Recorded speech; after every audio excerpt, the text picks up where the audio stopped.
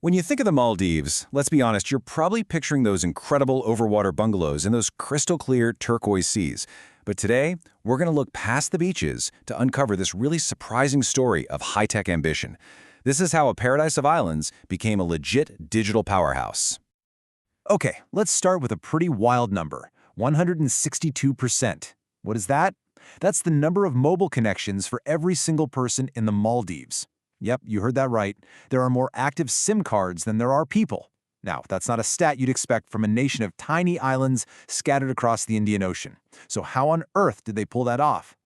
Well, to answer that, first we got to understand just how connected this paradise is today. And spoiler alert, the numbers are genuinely impressive.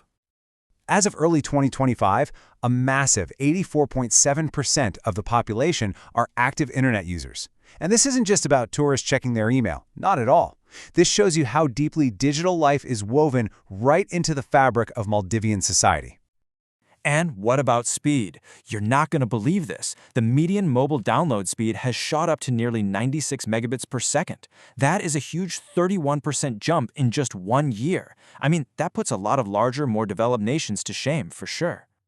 But to really truly appreciate this achievement, we have to wrap our heads around the immense geographical problem they had to solve. It's a challenge that's defined by thousands and thousands of kilometers of open ocean. I mean, really think about that for a second. This is not like running a fiber cable down a city street. You've got these vast stretches of open water separating every community. This geographical spread has always been the single biggest hurdle to building a truly connected nation. So, how did they do it? How did they build these digital bridges across the ocean? Well, it wasn't just one big project. It's really a story that's unfolded over decades, with strategic investments and just relentless innovation, building the network piece by painstaking piece.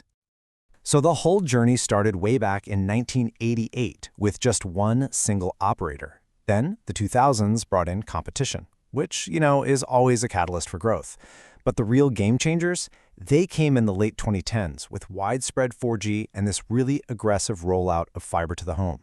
And just look at the recent progress. Nationwide fiber was just completed this year, and there's a super powerful new submarine cable right on the horizon.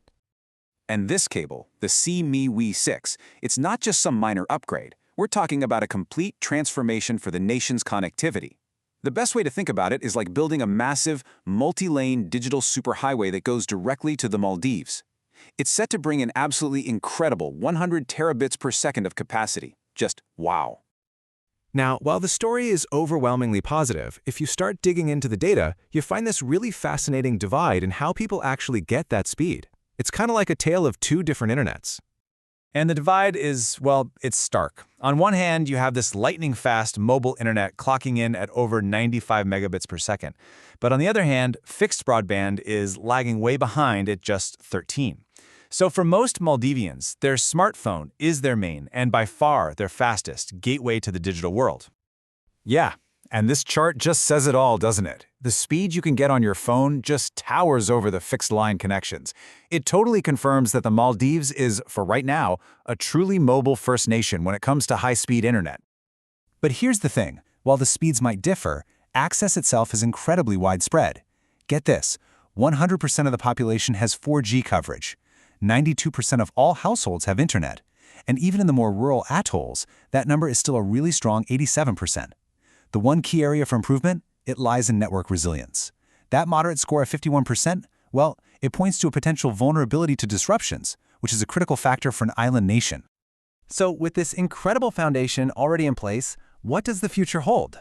Well, it's a mix of some massive opportunities and some pretty persistent challenges.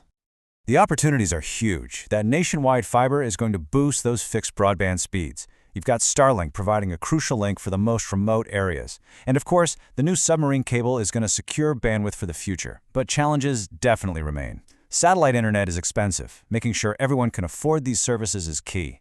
And strengthening the whole network against climate events is absolutely critical for an island nation like this. When you just step back and look at the whole picture, it really becomes this powerful testament to how human ingenuity, strategic planning, and technological investment can overcome even the most daunting physical barriers. It's all about bridging geography with innovation. And that kind of leaves us with one final thought to chew on. The Maldives has proven that being remote doesn't have to mean being disconnected. It's an incredibly powerful model for connectivity, and it kind of prompts us to ask the question, if they can achieve all of this against all odds, what's truly possible everywhere else? What's stopping the rest of the world?